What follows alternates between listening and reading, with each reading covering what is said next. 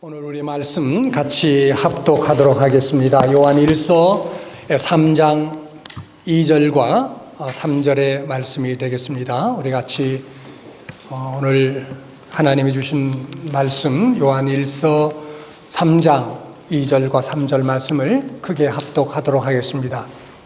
사랑하는 자들아, 우리가 지금은 하나님의 자녀라. 장래에 어떻게 될지는 아직 나타나지 아니하였으나 그가 나타나시면 우리가 그와 같을 줄을 아는 것은 그의 참모습 그대로 볼 것이기 때문이니, 주를 향하여 이 소망을 가진 자마다 그의 깨끗하심과 같이 자기를 깨끗하게 하느니라. 아멘. 하나님의 말씀입니다. 우리 이 말씀, 모든 성경 말씀이 다 하나님의 말씀으로서 중요하지만 오늘 읽은 말씀은 특별히 중요하다고 생각이 됩니다. 왜냐하면 이 두 구절내던 한 성구 중에 예수 그리스도의 구원으로부터 시작해서 재림에 이르기까지 귀한 진리가 담겨 있기 때문입니다. 오늘날 세계는 나라들마다 신무기를 개발하면서 보다 더 끔찍한 그러한 전쟁들을 준비해 나가고 있습니다. 인간의 힘으로 어쩔 수 없는 핵전쟁의 파멸이 우리 앞에 어른거리고 있으며, 어떤 정치 지도자들도 해결할 수 없는 공포와 불안이 우리의 마음을 사로잡고 있습니다. 그러나 오늘 본문을 자세히 상고해 보면 우리 믿는 성도들에게 놀라운 희망과 그리고 위로가 되는 그러한 말씀으로 되어 있는 것을 보게 됩니다. 오늘 이 두 구절 속에 우리 성도들이 깨닫고 붙잡아야 될 매우 중요한 5가지의 진리들을 우리에게 소개하고 있습니다. 오늘 이 5가지의 진리들을 우리가 깊이 파악하고 이해하는 가운데 우리가 어떠한 세상의 불확실성 속에서도 또 어떠한 닥쳐오는 그러한 불길한 그러한 여건 속에서도 조금도 흔들리지 않고 오늘 성가대가 부른 찬송처럼 내 마음속에 평안이 넘치는 그러한 복된 삶을 계속해서 살아가는 저와 여러분 모두가 될 수 있기를 바랍니다. 오늘 이 말씀 속에서 우리가 첫 번째로 붙잡아야 될 중요한 진리는, 우리는 하나님의 자녀라라는 사실입니다. 오늘 말씀에 보면 사랑하는 자들아, 우리가 지금은 하나님의 자녀라고 말씀했습니다.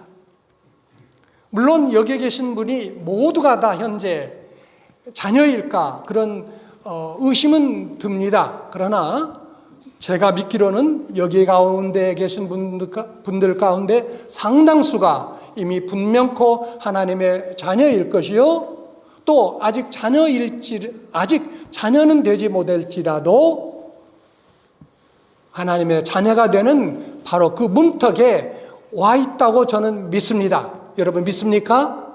아멘.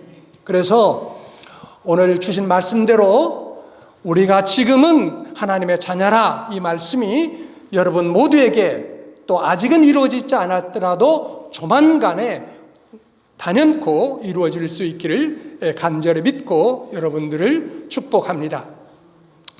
우리가 지금은 하나님의 자녀라. 여러분 한번 곰곰이 생각해 보십시오. 얼마나 놀라운 말씀이며 변화입니까? 사실 이 말씀을 쓴 요한 1서를 기록한 사람은 예수님의 제자였던 사도 요한입니다. 그런데 12제자들 가운데 사도 요한은 정말 괴팍한 사람들이었던 것 같습니다. 예수님께서 그를 일컬어 별명을 하나 주셨는데 뭐라고 지었냐면 우레의 아들이라고 했어요. Son of Thunder.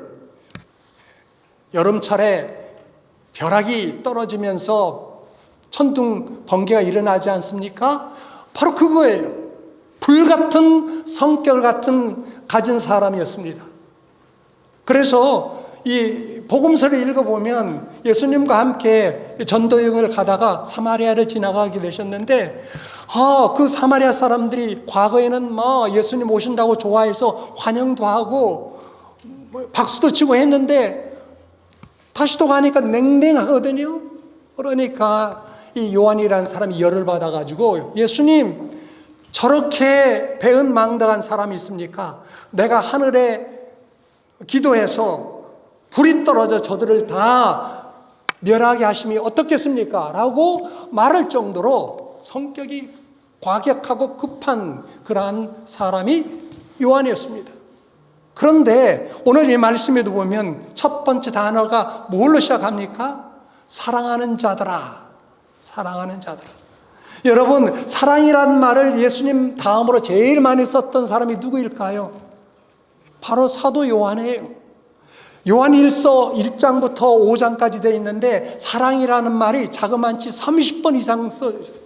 30번 이상이. 놀라운 변화를, 그가 예수님을 믿고 하나님의 자녀가 되다 보니까 자기도 모르게 변하더라는 것이죠. 여러분, 그렇습니다. 우리가 사도 요한처럼 주님과 동행하고 주님의 영을 모시면 다 크게 변화되는 거예요. 크리스찬들은 해가 갈수록 사나운 성격이 없어지고 부드럽고 사랑스럽고 온유해져야 됩니다.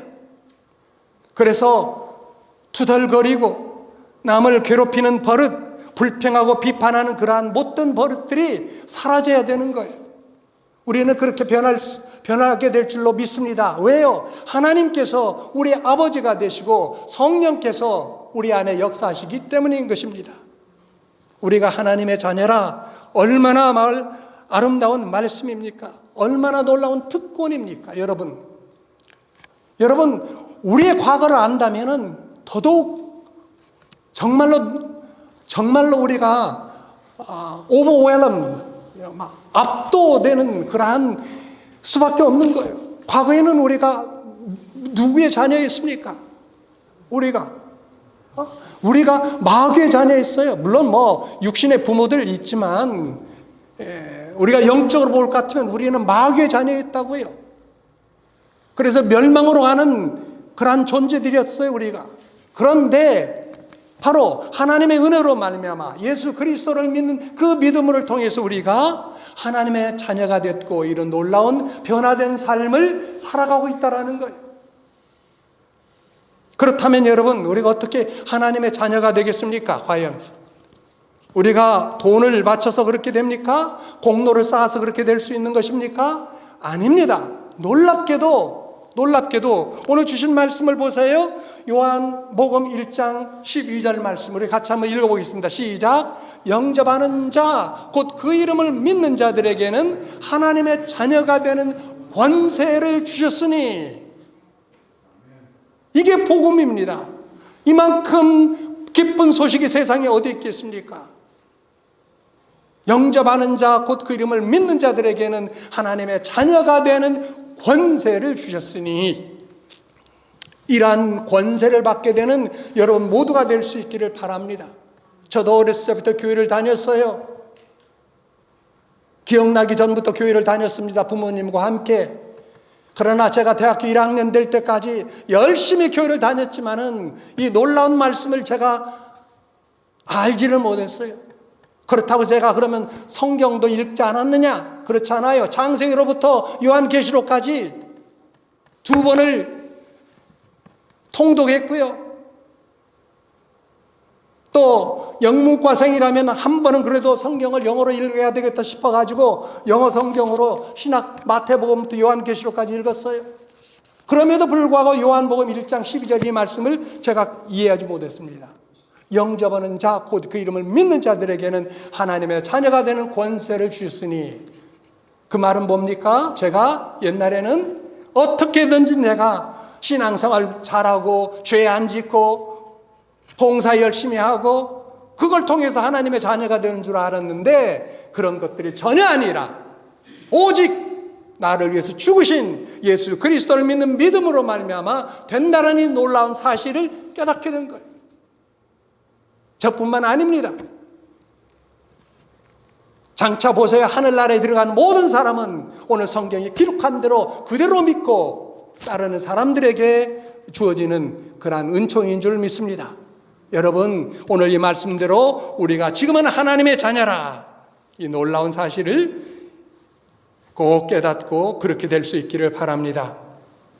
한 모로코 사람이, 모로코 서아프리카 북단에 있는 나라죠. 조그마한 나라. 한 모로코 사람이 그 지역에서 사역하는 선교사를 찾아와서 어떻게 구원을 받느냐고 물었습니다. 이때 선교사는 글자는 하나도 없는 4페이지로 된 책을 보여줬습니다.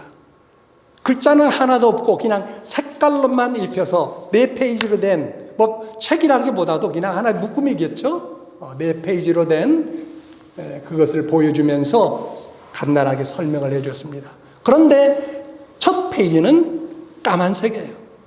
그러면서 이야기합니다. 여기 까만색은 바로 당신의 죄를 뜻합니다. 그리고 넘겼더니 그 다음 색은 주홍빛이에요. 이 주홍빛은 바로 예수 그리스도가 당신을 사랑해서 흘리신 피를 상징합니다. 그 옆에 페이지를 보니까 흰색이에요. 자, 이 흰색은 당신이 예수 그리스도께 나아가 회개하고 저희를 잡아갔을 때 하나님이 주시는 그러한 청결한 용서받은 삶을 뜻합니다. 그것을 상징합니다. 그리고 마지막 4페이지를 넘겼는데 거기에는 바로 황금색 페이지로 이렇게 되어 있었습니다. 그러면서 이 황금색은 바로 우리가 장차 들어가게 될 영원한 천국을 상징합니다. 이 간단한 색깔로 된 이 복음을 전해 듣고 그는 죄인인 것을 회개하고 그리고 예수 그리스도를 모셔드리고 하나님의 자녀가 되었습니다. 여러 해가 지나서 그는 이제 나이도 들고 또 병이 들어서 거의 이제 세상을 떠난 그러한 상황에 이르게 되었습니다. 그때 그는 아내를 불러서 글자 없는 그 색깔로 되어진 4페이지의 책을 가져오라고 했어요. 그의 아내는 그 책을 가져다가 흰 페이지를 펴놓고 그 남편의 머리 밑에 놓고 그 위에 머리를 놓으면서 이렇게 이야기합니다. 당신은 누구보다도 내가 알기로 착한 사람을 산 사람이에요. 선한 삶을 산 사람이에요. 그러니 여기 흰 페이지에 머리를 놓고 누워 계세요. 그럴 때 그가 아내에게 이야기합니다. 아니요, 여보. 주홍빛 페이지를 펴놓고 그 위에 내 머리를 눕혀주시오. 예수님의 피가 내 죄를 깨끗게 씻어주셨으니 나는 오직 그분만 의지할 뿐이요. 라고 주홍빛 그 페이지 위에 머리를 놓은 가운데 운명을 했다라고 합니다. 그리고 천국으로 그는 갔습니다. 여러분, 그는 하나님의 아들이 되었기에 미래에 대한 두려움이 전혀 없었습니다. 여러분, 우리가 한번 그의 자녀가 되었으면 영원히 그의 자녀인 것입니다. 제왕이나 대통령은 그 자리에서 떨어질 때가 반드시 있지만 하나님의 자는 결코 그런 날이 오지 않습니다. 우리 자녀들이 불순종할 때가 있어도 그대로 여전히 우리들의 자녀들입니다. 때릴 때는 있어도 그렇다고 해서 호적에서 우리의 자녀들의 이름을 빼버리지는 않습니다. 세상에 그 무엇보다도 예수님의 피로 구원받은 우리들의 신분을 바꾸어 놓을 것은 아무것도 없습니다. 지금 우리는 예수 그리스도를 믿음으로, 다시 한번 분명하게 해야 합니다. 믿음으로 하나님의 자녀가 되었습니다. 저도 그렇고 여기에 계신 많은 분들도 그렇습니다. 내일 또 그분의 자녀입니다. 하나님의 자녀입니다. 영원히 우리는 하나님의 자녀입니다. 오늘 본문이 그것을 우리에게 이야기합니다. 사랑하는 자들아, 우리가 지금은 하나님의 자녀라. 이 말씀이 여러분 심령 가운데 그대로 박혀서 현실화되고 실체화되는 그런 은혜의 역사가 꼭 있게 되기를 주님의 이름으로 축원합니다.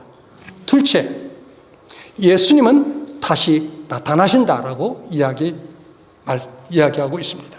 여기 본문에 보면 그가 나타나심이 되면 라고 말씀하신 대로 예수님의 재림을 분명하게 말씀해 주는 것입니다. 그가 나타나심이 되면, 그가 재림하시게 되면 그 말이죠.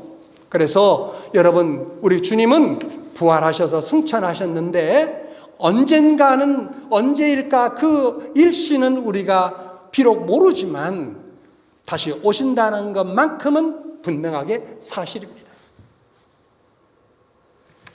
우리 큰딸아이가 지난 주일에 세미나가 있고 또 우리 사위도 DC에서 컨퍼런스가 있어서 그 딸을 하나 이제 낳았죠. 두 살하고 이제 한 달 됐는데 이제 다 뭐 컨퍼런스나 세미나에 가야 되니까 이제 우리 집에 데리고 왔어요. 아주 한 주간 동안 이제 우리 집에다 맡겨놓고 쟤들은 이제 이렇게 갔는데, 그래서 이제 걱정을 많이 했죠. 왜냐하면 지금 이제 두 돌하고 이제 한 달 됐으니까 이제 우러제치지 않을까. 그래서 여러 가지로 뭐 사전에 이제 나름대로 교육도 하고 했는데 의외로 애가 차분한 거예요. 차분해요. 그래서 이제 우리가 엄마 아빠 어디 갔니? 그러면 워크, 일 갔다 하는 거죠. 워크, 일 갔다. 그러면서 찾지도 않아요. 아마 엄마 아빠가 들으면 좀 섭섭한지 모르지만 찾지도 않아요. 그냥. 그런데 약간 좀 기분이 좀 이렇게 묘해. 좀 섭섭한 그런 것을 이제 이렇게 나타내는 거예요.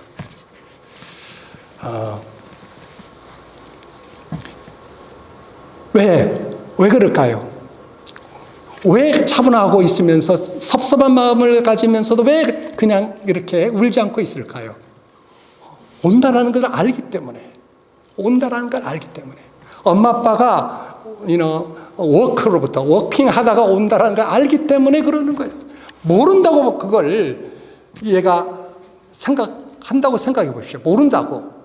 그러면 아마 막 짜증내고 막 울고 난리 날 것입니다.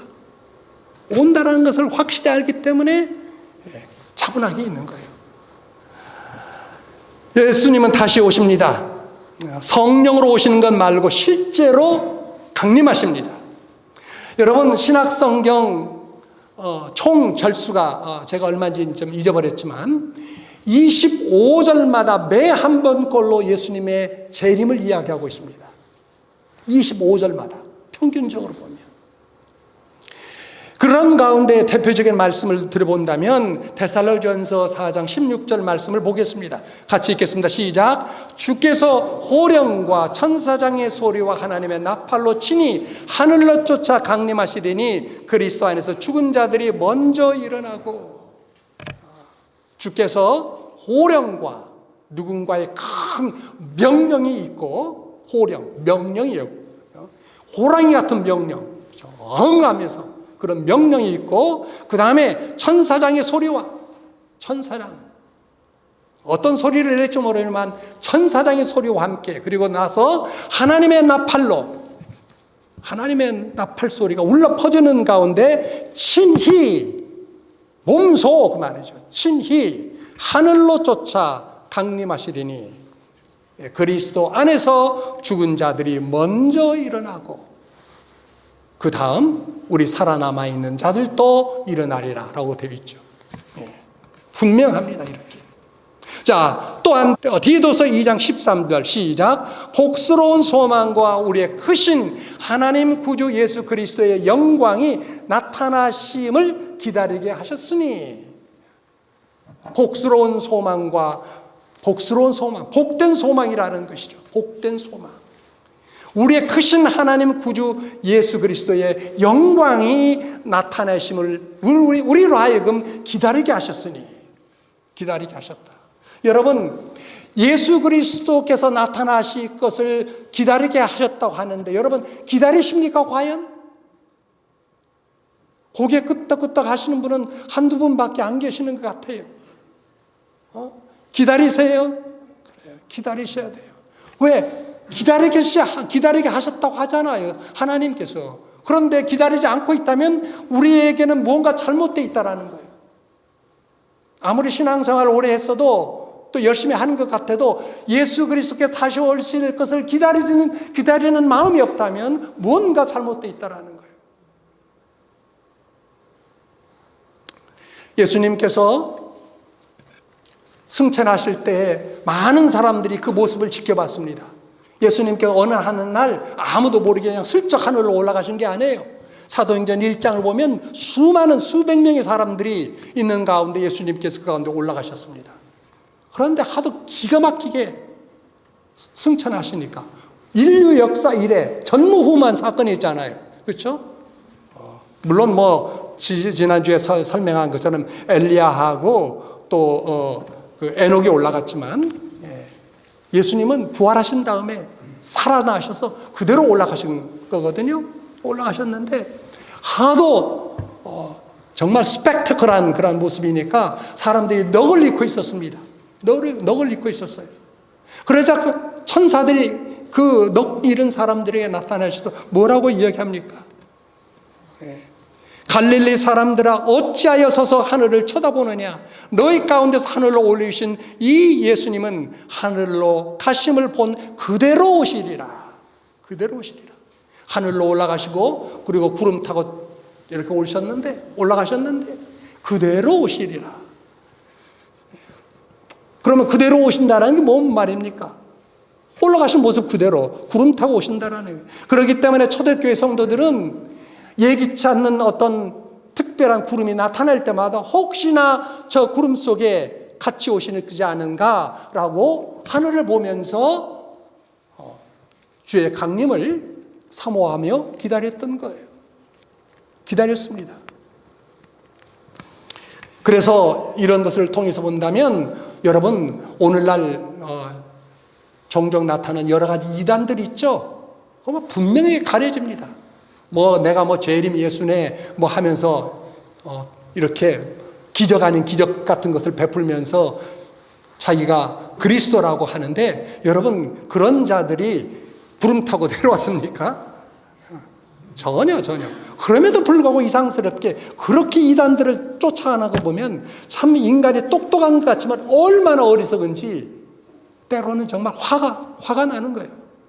이렇게 분명하게 말씀하고 있는데 주님께서 다시 오십니다. 얼마나 놀라운 사건입니까? 그런데 멀지 않았어요. 우리는 항상 주님의 음성 듣기를 그래서 사모해야 됩니다.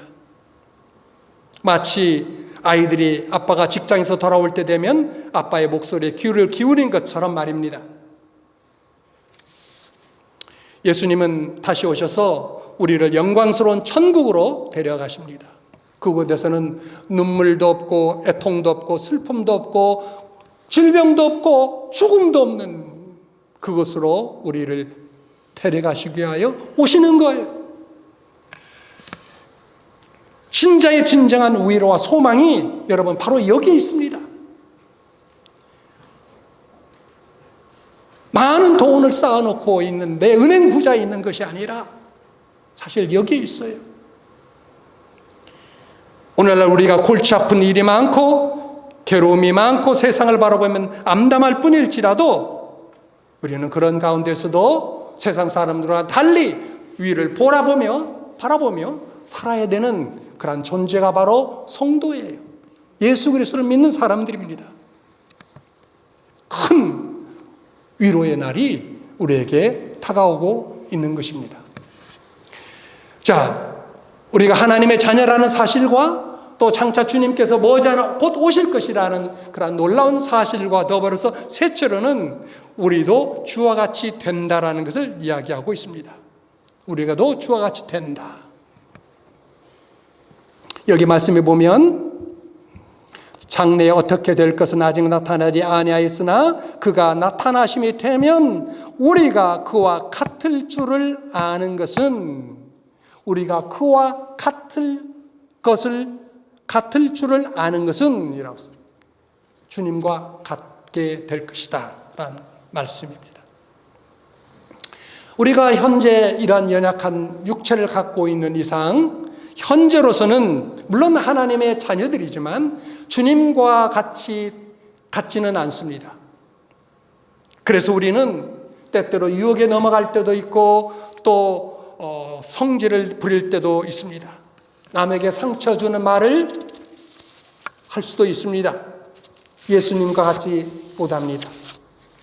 우리의 생활에 세상에 때가 많이 묻어서 예수님과 같지 못합니다. 도덕적으로나 정신적으로도 그와 같이 못합니다.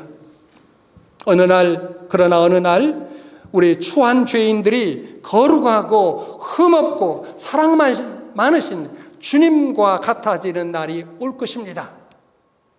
얼마나 놀라운 일이 되겠습니까? 지금은 은혜 안에 우리가 비록 있을지라도 예수님과 같이 온전히 닮지 못하지만 주님 오시는 날 우리는 주님과 같이 변하게 될 것입니다. 정신적으로 뿐만 아니라 영적으로도 우리는 많은 면에서 나쁜 상태에 있습니다.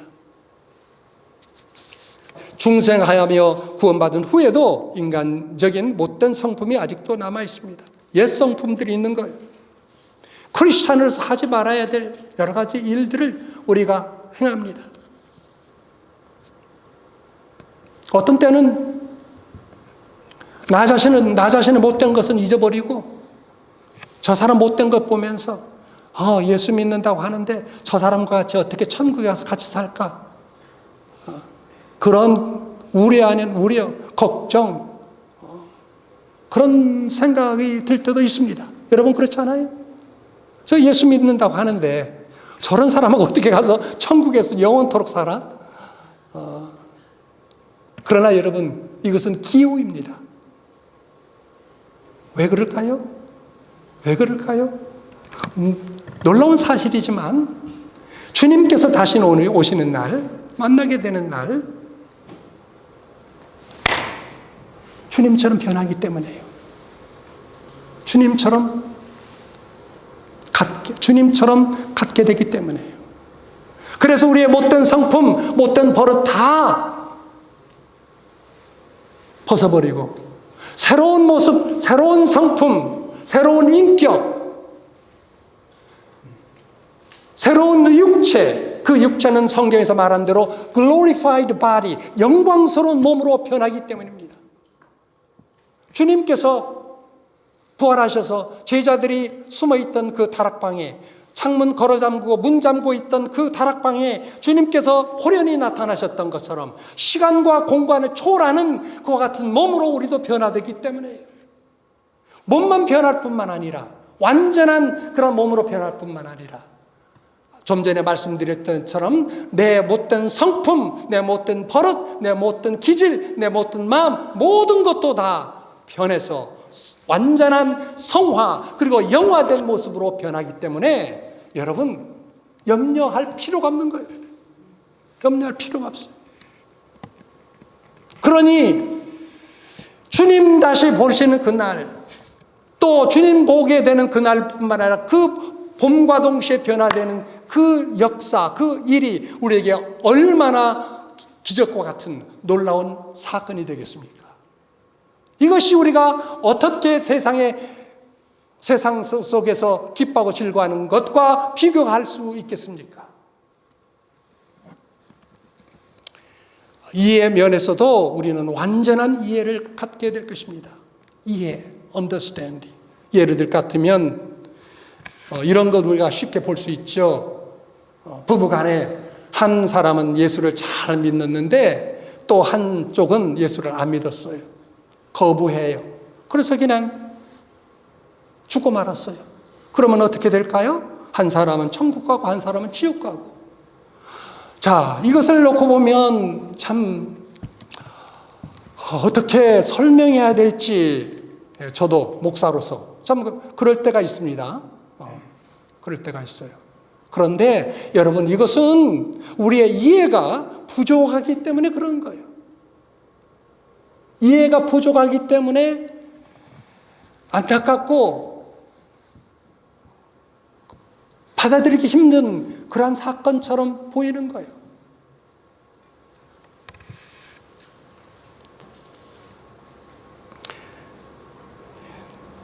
주님 만나게 되는 날 우리도 주님처럼 완전한 이해를 갖게 될 것입니다. 주님이 보는 것처럼 보게 될 것입니다. 더 이상 슬픔이 없을 것입니다. 모든 것을 주님의 관점에서 보게 될 것입니다. 좋은 기억만 남고 나쁜 기억은 완전히 우리의 생각 속에서, 기억 속에서 사라지게 될 것입니다. 예수님은 완전한 사람이십니다. 우리가 어느 날 그와 같이 놀라운 변화를 경험하게 될 것입니다. 자, 네 번째로 오늘 본문의 말씀은 예수님을 그대로 보게 된다라고 말씀합니다. 예수님을 그대로 보게 된다.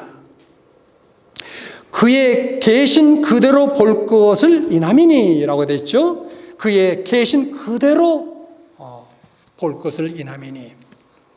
예수님이 육신으로 계실 때 그분을 만나고 그분을 보고 그분에게 기도를 받고 또 더 나아가서 그분에게 예수 그리스도에게로부터 질병의 그 나음을 받았던 사람들을 생각해 보면 얼마나 복될까 그렇게 생각이 되지만, 여러분, 예수님이 재림하시면 하나님의 아들의 영광스러운 모습을 그대로 볼 터이니 이 얼마나 놀랍고 가슴 벅찬 일이 되겠습니까?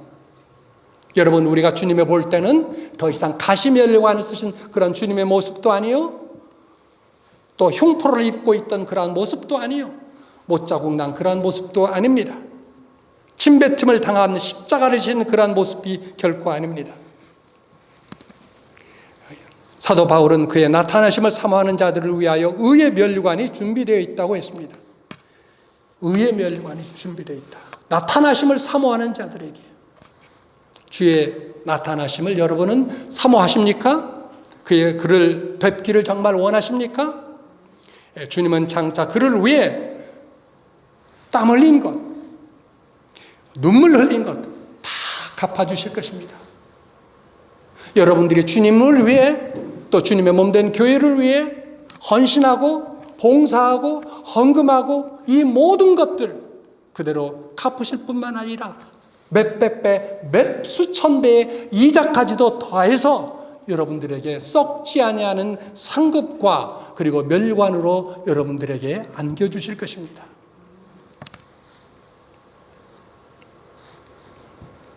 예수님의 그 영광스러운 모습 그대로 보고 여러분 또한 그런 모습으로 변화시켜 주실 것입니다. 이제 마지막으로 오늘 본문을 통해서 주신 말씀이 있다면 그것은 곧 우리의 소망은 우리의 삶을 깨끗하게 한다라는 사실이에요. 이 복된 소망은 우리로 하여금 더욱더 거룩하게 깨끗하게 이끌어간다라는 사실입니다.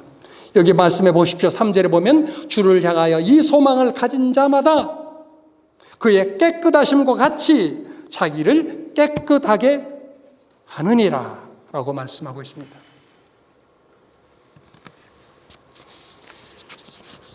우리가 하나님의 자녀된 것을 알고 어느 날 예수님을 만나뵐 소망을 가졌으면 이 지식, 이 소망은 우리의 삶을 변화시킬 것입니다. 여러분, 분명합니다. 여러분들이 내가 하나님의 자녀라라는 이 놀라운 사실을 알고 있다면, 그리고 주님께서 다시 재림하실 것을 알고 주님께서 재림하신 날 나도 그처럼 변화될 것을 알고 믿고 있다면 이 소망이 여러분들을 반드시 변화시켜 나갈 것입니다.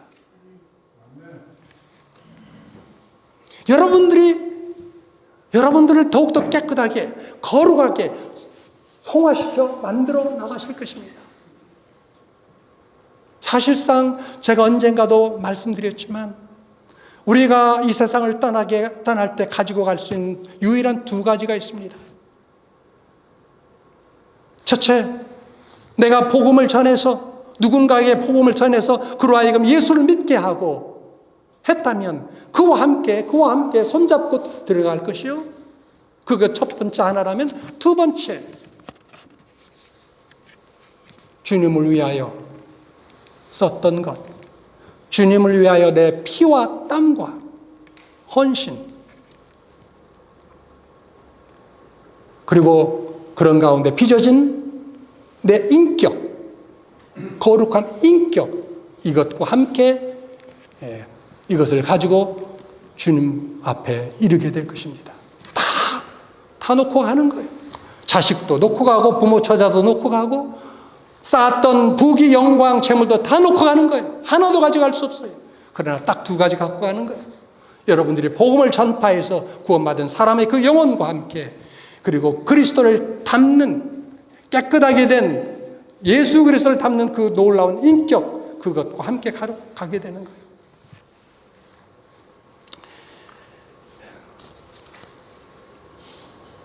우리는 예수님을 만날 때 그를 위해 좀 더 많은 것을 하지 못한 것에 대한 큰 후회가 있을까 걱정이 됩니다. 더 많이 기도하지 못하고, 더 많이 전도하지 못하고, 더 많이 헌금하지 못한 것, 심히 유감스럽게 생각할 것입니다. 예수님을 만날 때 부끄럼 당하지 않도록, 그렇기 때문에 우리는 더욱 살아야 될 것입니다. 오늘 이 말씀대로 참된 지식과 믿음 갖고, 그리고 복된 소망을 갖고 살아가야 되는 거예요. 여러분들도 과거에 보셨는지 모르겠지만 한 영화를 잠깐 소개하고자 합니다. 좀 오래된 영화죠. 쉰들러 리스트라는 영화. 1993년도 개봉했죠. 아카데미상 7개, 오스카 3개를 받았던 걸작 중에 걸작입니다. 쉰들러 리스트라는 영화죠. 2차 대전 당시에 한 기업인 독일인이 히틀러 정부와 협력하는 가운데 막대한 부를 획득하게 됐습니다. 그래서 군수물자를 만들어내는 공장을 만들고 그걸 거래를 통해서 많은 돈을 벌게 됐어요. 그런 가운데 그가 많은 유대인들이 게슈타포에, SS 게슈타포에 체포돼서 수용소로 끌려가고 죽음을 당하는 것을 보게 됩니다. 이것을 본 쉰들러가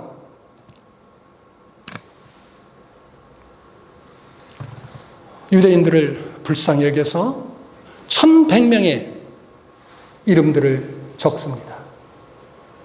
그래서 그 명단을 독일군 책임 장교에게 건네면서 막대한 자기의 재산을 같이 덧붙여서 줍니다. 1100명의 유대인들을 받아서 자기 공장에 취직시키는 거예요. 그래서 끌려가지 않도록 1100명을 소위 말해서 직원으로 이렇게 두게 됩니다. 그래서 이제 종전이 되죠. 전쟁이 끝났습니다. 많은 독일군 또 전쟁을 일으켰던 이 전쟁 범죄자들이 세계 곳곳으로 이제 도망 나가는데 쉰들러도 과거에 독일 정부와 이렇게 했던 그런 전력이 있기 때문에 이제 죽음이 찾아올 것을 직감하고 피신가려고 하네요. 그럴 때에 그 공장 내에서 일하던 유대인들이 글을 써줍니다. 이 쉰들러는 우리를 위하여 이렇게 헌신적으로 노력했던 사람입니다. 사인을 하고 줍니다. 그리고 그것뿐만 아니라 자기들이 일하는 일터에서 그 쇠를 녹여서 쇠와 또 금문무치를 녹여가지고 반지를 만들어서 그를 건네주면서 이렇게 얘기합니다. 그 반지에 이런 글이 있어요. 뭐냐면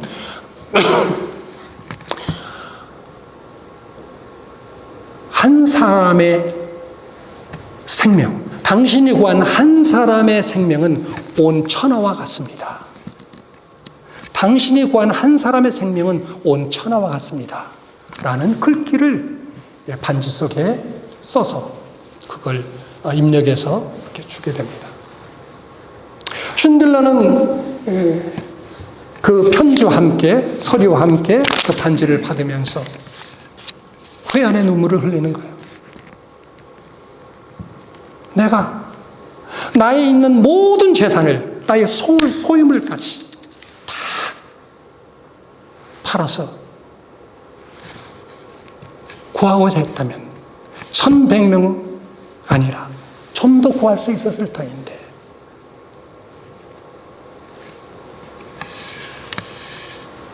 눈물을 흘립니다.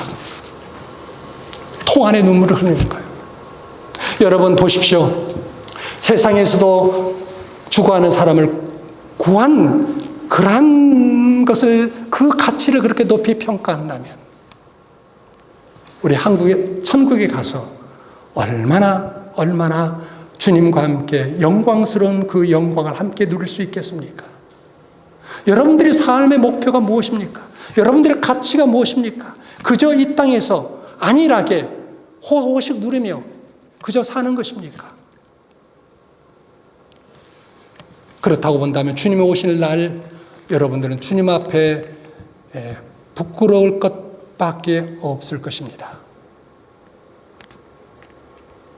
내 가진 것, 그것이 물질이든 건강이든 몸이든 시간이든 재능이든 무엇이라도 하나님 앞에 온전히 드려 주님께서 오실 때 우리 모두가 다 조금 더 부끄러워하지 않고 뛰쳐나가 주님을 맞이하며 영광 가운데 주님을 만나보는, 그리고 변화되는 여러분 모두가 될 수 있기를 주님의 이름으로 간절히 축원합니다.